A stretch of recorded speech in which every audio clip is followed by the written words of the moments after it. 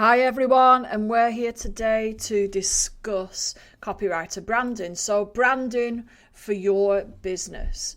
Okay, so let's get straight to the point.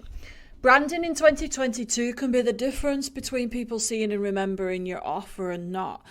Don't forget, we've had a pandemic and there's so many people, and I'm not saying this is a bad thing, but there's so many people trained as copywriters that you really need to stand out from the rest. I still have, and I firmly believe in the abundance mindset where I know that there's work for everybody.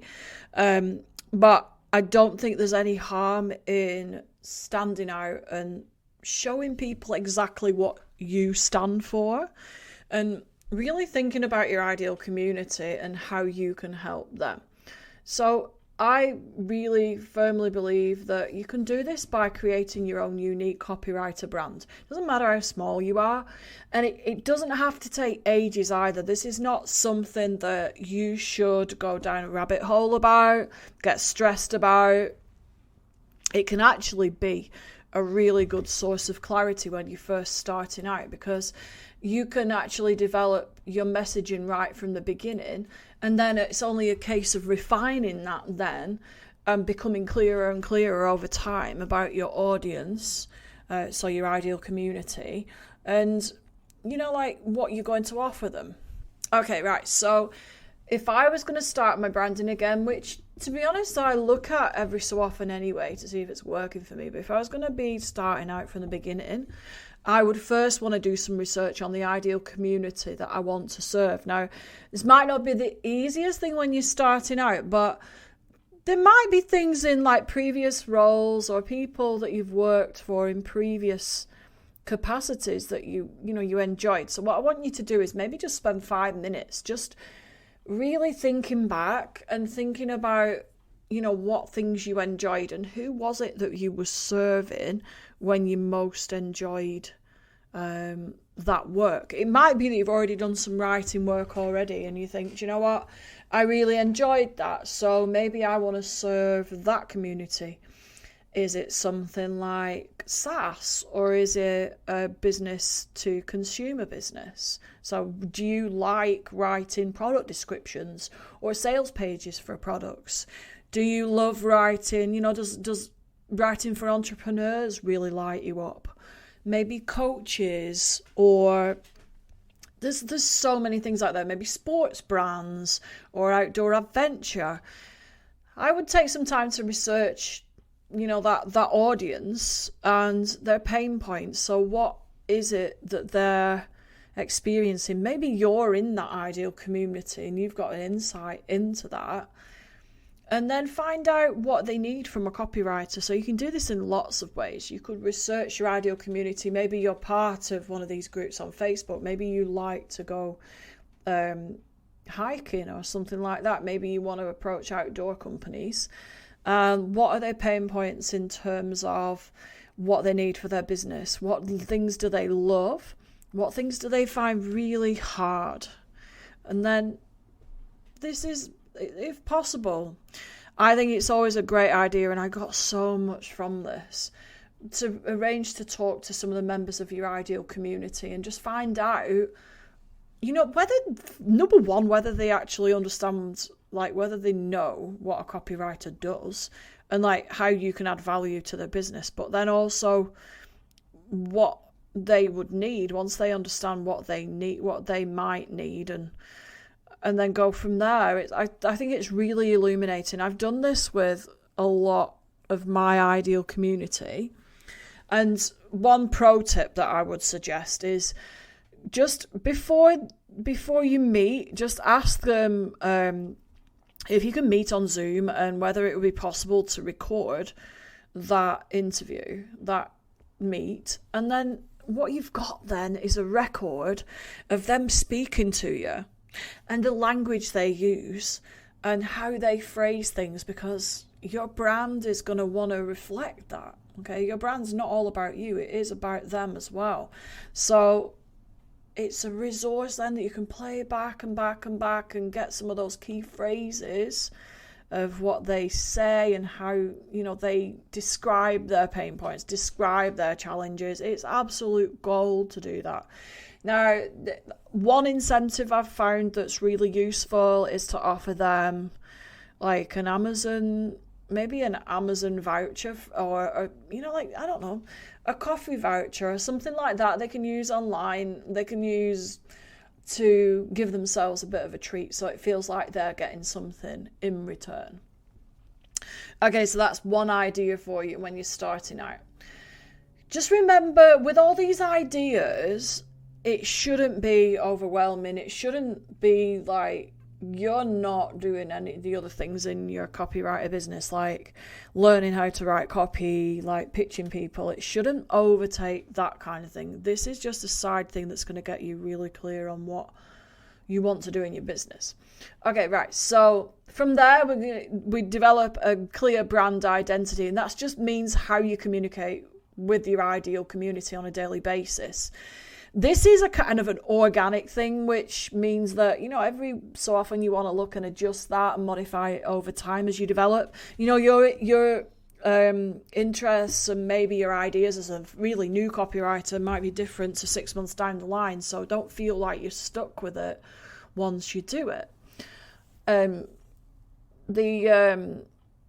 So I really do agree with Heather Buchanan on this one. Heather Buchanan, sorry, I read that wrong. Heather Buchanan from the Copywriter Collective is saying, like, you know, brand identity must be flexible and it should be able to evolve with the growth of your brand. I think that's such an important point. Okay, this step one for developing your brand identity would be to develop your copywriter USP. So how are you different? Okay, how does hiring you benefit your clients? I originally took out an A4 piece of paper, you know, letter size paper in the US. I scribbled down ideas of what I'd done, what experiences I could bring. Say my role was teaching. So what could I bring? And I'm blogging as well. What could I bring to the table that would help people? Why am I different to somebody else? How do I stand out? And then how does my service help? Okay. Now, once you've got those ideas, and this thing can take as long as you want it to take, but equally it can drag out for as long as you can take, as long as you let it. So what I would say is set yourself a timer on your phone, no more than 10 minutes, and I would practice writing 2 or 3 sentences or one short paragraph about yourself from those ideas, and then limit it to that. Once you've got like 4 or 5 ideas, even 2 or 3 is fine. You know, don't beat yourself up if you've not got as many. Then just leave them to sit for 2 or 3 days. Don't even look at them. Go back and just see, can I do a quick edit? Which one do I like the best? Which one says me? Ask other people their opinion, you know, which one can you see me, you know, like offering a different service? Maybe get some of your copywriter friends to have a look at it. Yeah, that I think probably is the hardest bit, because it really is zoning into yourself, isn't it? It really is laying yourself bare and try to be kind to yourself. Try to make it easy on yourself. And then once you've got those 2 or 3 ideas, choose one and then move on. You never know, you might discover something about yourself later on that you can think, actually, this is my USP, that's fine. It's organic, guys, so don't worry about it. Just make sure you're making progress and you're moving forward. Okay, right, then after you've done that, step 2 would be to develop your copywriter brand voice and tone. Now, these are the words, and you as even as new copywriters will maybe have done this for clients already. I'm not gonna teach Granny to suck eggs on this one, but this again is so hard because it's you're talking about. So if you can, try to just distance yourself a little bit. Try not to worry too much. Just let it flow. With me, definitely, I can identify this. It really did. It was a struggle the first time I did this. My perfectionism streak came right out. And then also wanting to represent myself in the best way possible. I hear your pain, but also as well, just as a side, actually, if you there is a freebie on my website that you can download. I'll put the link at the bottom of the podcast, but you can download and help yourself with the branding. I've got a brand voice guide and a tone guide if you've never done one before. You know, if you're still in the stages of learning copywriting, that's absolutely fine. I can help you out with that. It's all good. Here are a few things I've learned along the way of developing my brand, just to point out to you. It might just really help you and make you feel better. I am not totally my brand. So, I don't know, like, you could probably identify with this. I've probably got millions of different personalities. Like, me on a Thursday night is quiet, wanting hardly any noise before I go to bed, is different to me on a Saturday night, you know, loudly talking to my husband in the pub over a glass of wine. You know, so 1 minute being an extrovert and then next minute being the shy introvert. This is who I am, okay? And so I've learned that some of my brand can partially represent me, but what it has to do is mirror. So I'm coming to my second point. It's got to mirror my ideal community. So the language I use will connect with my ideal community. So that is why I wanted you to really dig into who your ideal community might be if you're very new, or is if you're more established. And then play back those Zoom videos again. Listen to people talking. Maybe you know a couple of people in your ideal community. What phrases and words do they use? How do they talk? You need to be reflecting that in your copy. Okay? Let's get rid of the difficult technical language. We don't want to be using copywriting jargon with them, and we also want to talk like them, okay, but keeping it personal so that they feel part of your tribe, basically. So, and this brings me to my third point about developing your brand. It should be fun and not take too much of your time, so please try to keep moving forward. If you get a little bit stuck, leave it for a couple of days, but don't go back and do it. Make a decision at one point about your branding at each stage and then move with it. Okay? What would make it fun for you? Maybe you could create an ideas board. Maybe it's a Canva thing for you where you put your colours, your fonts, your messaging, the images that inspire you. Okay. So that brings me to step 3, which is then, once you've done your USP, you've created your brand tone and your voice, then you want to develop your visual identity. Again, not spending too much time on it, but I love this bit. This is so much fun. I don't know about you, but I just go and I look at the internet and I love some of the copywriter websites out there. So I use them as information. I use them as inspiration. And then there's also people I really admire as well on their websites. So I did look at them as well. And I came up with colours and font combinations. I did go down a rabbit hole with this, I must admit. The second time, because I've done my site twice now, the second time I did it, because I wasn't, you could probably identify with this, but I wasn't happy with the first time I did it. So I did it the second time, and I went on Pinterest because they come up with amazing colour palettes, and also fonts. You can type in font combinations in Google and it will give you good ideas of different fonts together. But one top tip there I would say is just make sure your font, you check it out on any screen you're going to use, because you don't want your messaging lost just because your font is not as readable as it could be on a desktop, like say on a phone screen. All right, so If you fancy learning in a fun way with a community who is supportive and we cheer each other on and you can get like cool little prizes and recognition for moving forward with your brand, I have a brand challenge coming up, especially for copywriters. It's 5 days and it's free, but it's so doable because it's only 15 minutes a day. So what will happen is I will set a task every day for you. So like day 1 will be a USP, 15 minutes, work on it, see what you come up with, share it in the group, ask people for feedback, just enjoy the community spirit.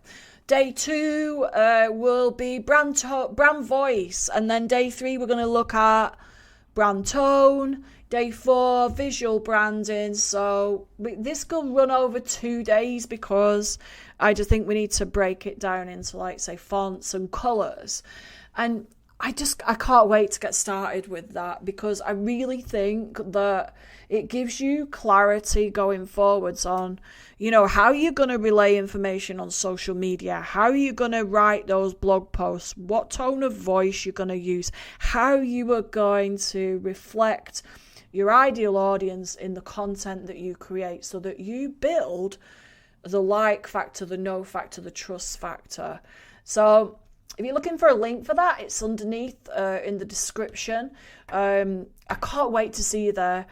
Join it now, just subscribe, and then it'll bring you through to a free Facebook group, and we'll be kicking off on May the 3rd.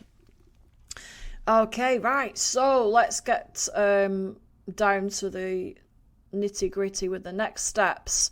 Okay, so once you've developed your brand, what you're going to want to do then is share it, right?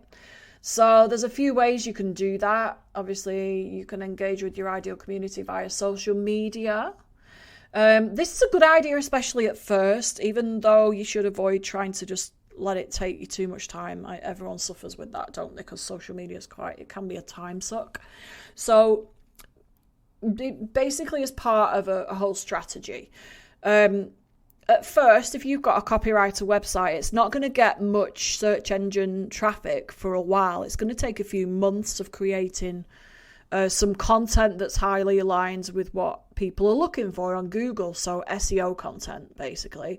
But while you're doing that, you want to be attracting your ideal community by showing them that they can like you, they can know you, and they can trust you. Clear messaging, obviously. You've done your branding, so well done you. A top tip for you is once you're more established, you can share your brand voice and tone guide with a VA and outsource that social media, so you're not having to focus on that. You can get the real money stuff underway, like those high level copy jobs. Okay, right, so the next thing you can do is develop a community around your brand. So you started out as a copywriter to help people, right? The one step you could do is to actually set up maybe a Facebook group, helping businesses write their copy, or maybe other copywriters that are starting out. So you could donate a percentage of your earnings to a charity they'll love to help. My plans are to donate to a lovely charity where I got Sasha from. Actually, they're not a charity, but organisation. So have a think about whether you could donate a percentage of your earnings to something like that. Maybe you want to host free challenges or paid challenges, even like a low price paid challenge, and deliver loads of value to that ideal community that you want to attract for the hired work that you're going to do. I know this sounds scary, but maybe you could launch a podcast. Okay, I've launched a podcast. I'm not special, so if I can launch one, you can launch one. I've got a really highly recommended mini course. It's not much money. Crystal Profit does one. She is amazing. It set me up. I could launch. I've done a great job of launching. It even gives you some setup copy to help you on your way. I know you're copywriters, but the thing is time limited, so maybe even just using it as a swipe file to get yourself going, so you've got content strategy developing. Then when you've got that in place, maybe you could develop an SEO strategy and write SEO content so that your copywriter website is coming up along the likes of the more famous copywriters standing out there, and people are thinking, wow, do you know what? I want to see if it's worth hiring her because she specializes in X, Y, Z. If you're visible on Google, you got more chance of attracting people to hire you, right? Okay, now you need starting points for SEO. I've dropped a link at the bottom. I'm very experienced in how to write SEO content. I did blogging previously to copywriting. One of my blog posts has made over $36,000 to date. So it stays firmly on page 1. So I've got the exact strategies that you need to use to really connect with your audience. And be confident about this. You're a copywriter. You're going to nail the way your audience are talking. So, hey, you know what? You're going to be right on with the messaging for SEO as well. So please be confident about that. And find ways of like promoting your brand then so that people see it everywhere. I would personally take a leap into live events. I know this sounds really scary, but could you collaborate with another copywriter or a business, maybe on an Instagram live? This could give you exposure to a totally new set of people who think, wow, do you know what? She knows her stuff. I'm going to fill in her contact form on her Insta link. You know, you just don't know the possibilities until you try these kinds of things. Over on the blog, I suggest how you can structure that so, you know, your audience get optimum value out of your content. And you could also approach other podcasts and be a guest on their podcasts. What about that, right? Maybe a business podcast or a copywriting podcast. And feel free to pitch me if you fancy, you know, like pitching me about that. Let me know. I'd love to feature some of you on here. Maybe you want to pitch a guest post. So SEO content writing for your copywriting hero or your business hero. Think about the audiences they've got and the exposure you could negotiate from that. So the traffic back to your contact page, your about page, your business. The possibilities are really endless with how to promote your brand once you've done it. And just an endpoint, actually, this is something that I really feel passionate about, is before you're ready, think about scaling your brand by outsourcing. So I am at that point now, it's really exciting, where I am ready to take on a VA and just really focusing on my zone of genius, like creating epic content for copywriters who are new, and courses to help them create a copywriting business. And then it'll free me up as well to create courses and resources to help businesses that haven't got the budget to hire me for their copy. So there's so many things I want to do because, all right, our copywriting income is great and it's very highly paid, but I want to have other streams of income for when, you know, like things maybe go up and down. So I think it's worth not only you thinking about outsourcing when you're ready, those admin tasks, those low-level things, maybe thinking about other streams of income as well, so you get in, you know, like, you don't have these peaks and troughs anymore in your copywriting business. Okay, right. I hope you've really enjoyed that today. I feel like, I don't know, I've shared... Well, do you know what? I've become more excited as the episode's gone on. I really want to see you succeed, and I can't wait to hear your ideas in the brand challenge. So don't forget to go register for that. I want to see you in the brand challenge. You don't want to miss it. We're going to make this fun. Okay. All right. I will see you back next week.